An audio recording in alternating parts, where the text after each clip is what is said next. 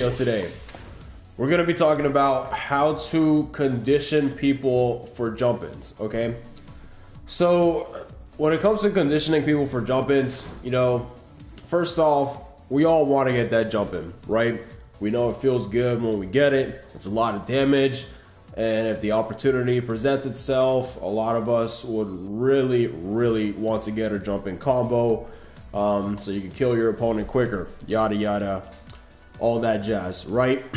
And a lot of you, you really suck at conditioning people for jump-ins, okay?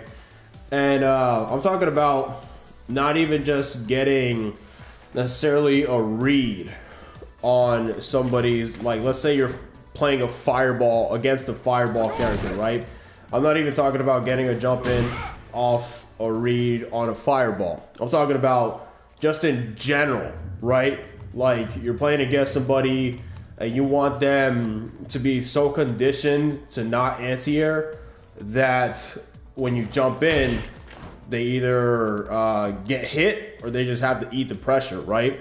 So in terms of doing that, the first thing I'm going to tell you to do is to not jump, okay?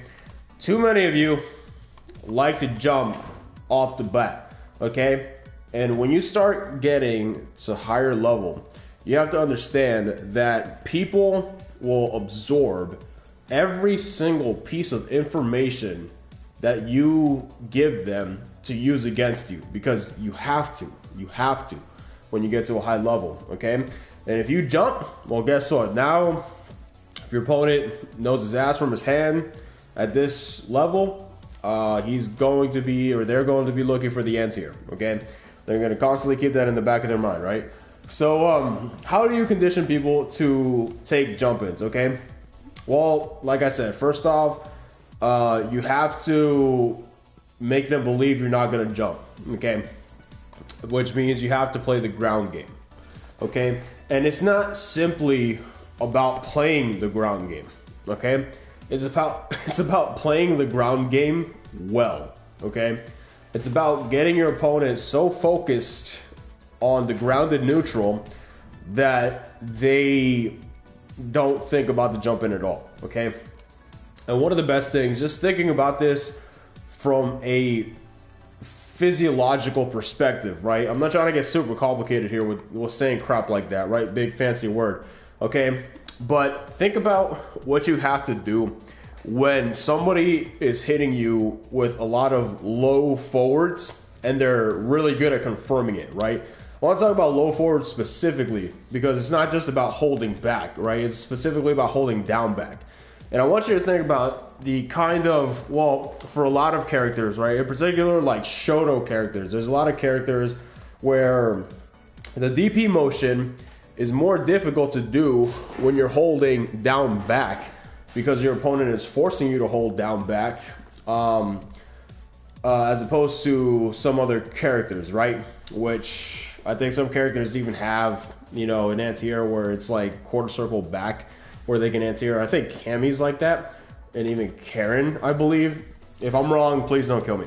Anyways, so forcing your opponent to hold down back like that is really going to be beneficial, but you have to make it hurt, okay? And this is what a lot of people don't understand when it comes to conditioning your opponent for a jump in, is you can't just make them block, right? You have to make it so that when they don't block, they get punished for not blocking, which means you have to have solid confirms. And with Ken, it's cool because you have a large window, a 17 frame window to actually confirm with Ken's low forward. So it's not as difficult as a lot of people think to actually confirm that.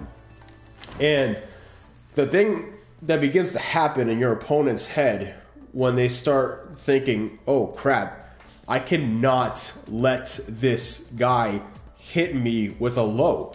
I have to, like, whenever I'm in his range, I have to block, okay? I have to block.